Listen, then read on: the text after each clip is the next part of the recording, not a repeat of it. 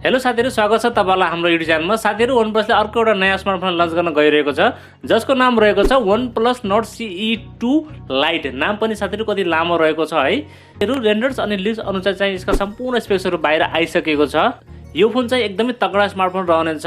यसको बारेमा चाहिँ हामी अगाडि भिडियोमा डिस्कस गर्ने छौं। र साथीहरु, यो फोन चाहिँ अहिले लन्च हुने छैन किनभने OnePlusले अर्को आफ्नो स्मार्टफोन लन्च गर्न गइरहेको छ जसको नाम रहेको छ OnePlus Nord CE2 5G lunch गर्न गइरहेको छ।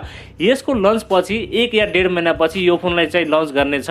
सायद साथीहरु यो फोन चाहिँ मार्च एन्ड या अप्रिल फर्स्ट विक देखि लन्च हुनेछ। त्यसैले साथीहरु भिडियोलाई अन्त्यसम्म हेरेर यस फोनका सबै जानकारी लिनु होला।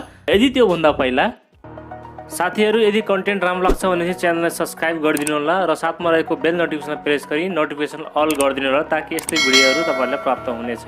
अनि साथीहरु, भिडियो हेर्दै हेर्दै मन परेमा लाइक गरिदिनु होला र अब तपाईहरुको टाइम वेस्ट नगरी लागौं भिडियोतर्फ।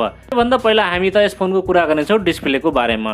अब साथीहरु, डिस्प्लेमा के छ भन्दाखेरि तपाईहरुलाई फुल एचडी प्लस को डिस्प्ले आउने छ एउटा पंच होल कटआउटको साथमा। भने तपाईहरुलाई चाहिँ 90 हर्ट्ज को एउटा फास्ट रिफ्रेश रेट पनि यसमा दिइनेछ।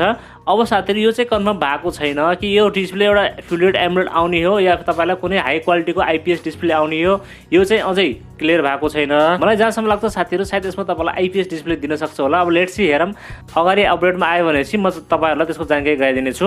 अनि साथीहरु, अब चिपसेटको कुरा गर्नु पर्दा यसमा चाहिँ तपाईहरुलाई स्न्यापड्रागनको 695 को चिपसेटको दिएको छ। एउटा 5G चिपसेट हो।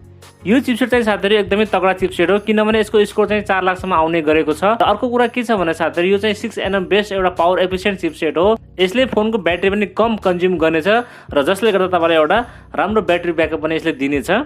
साथीहरु, गेमिङका लागि चाहिँ एन्डिनो 618 दिएको छ भने माली G68 को जीपीयू पनि दिएको छ जसको मद्दतले तपाईले यसमा तगडा गेमिङ गर्न सक्नुहुनेछ। गेमिङको लागि चाहिँ तपाईलाई कुनै इस्यु यसमा आउने छैन र परफर्मेन्स पनि यसमा तपाईलाई टप लेभलको यसले दिनेछ। साथीहरु, हामी कुरा गरौँ यस फोनको क्यामेराको कुरा गर्नु पर्दा यसमा तपाईहरुलाई क्वाड क्यामेराको सेटअप दिनेछ। पछाडिपट्टि तपाईहरुलाई 64 मेगापिक्सलको मेन सेन्सर दिनेछ भनेपछि तपाईलाई 2 मेगापिक्सलको डेप्थ र 2 मेगापिक्सलको चाहिँ तपाईसँग माइक्रो सेन्सर दिनेछ। यो चाहिँ साथीहरु अहिले अल्ट्रा वाइडको सेन्सर दिएको छैन र अगाडिपट्टि चाहिँ साथीहरु तपाईलाई 16 मेगापिक्सलको सेल्फी क्यामेरा दिएको छ भने तपाईहरुले पछाडी र अगाडिको क्यामेराले 1080 सम्मको भिडियो रेकर्डिङ गर्न सक्नुहुनेछ। 4K को सपोर्ट अझै यसमा दिएको छैन। अब लेट्स सी, हेरौं क्यामेरा अप्टिमाइज कतिको हुन्छ त्यसपछि थाहा हुनेछ।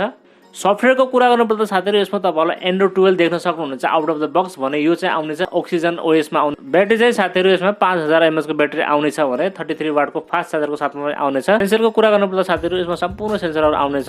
साथमा तपाईलाई साइड फिंगरप्रिन्ट सेन्सर पनि दिनेछ, फेस अनलक पनि दिनेछ। अब साथीहरु, यस फोनमा 3.5mm ज्याक आउने छ कि छैन त्यो चाहिँ अझै क्लियर भएको छैन। स्टिरियो स्पिकर चाहिँ यसमा कन्फर्म आउनेछ। ल त साथीहरु, यति नै थियो OnePlus Nord CE2 Lite को बारेमा। अब अगाडि के अपडेटहरु आएमा म तपाईलाई त्यसको जानकारी गराउँछु भिडियोबाट। यो साथीहरु, तपाईलाई यस फोनको स्पेक्सहरुको बारेमा मलाई कमेन्ट गरिदिनु होला र नयाँ साथीभाइहरु चाहिँ च्यानललाई सब्स्क्राइब गरिदिनु होला। यदि भन्दै साथीहरु, म आज बिदा लिन्छु। हवस्, धन्यवाद, नमस्ते।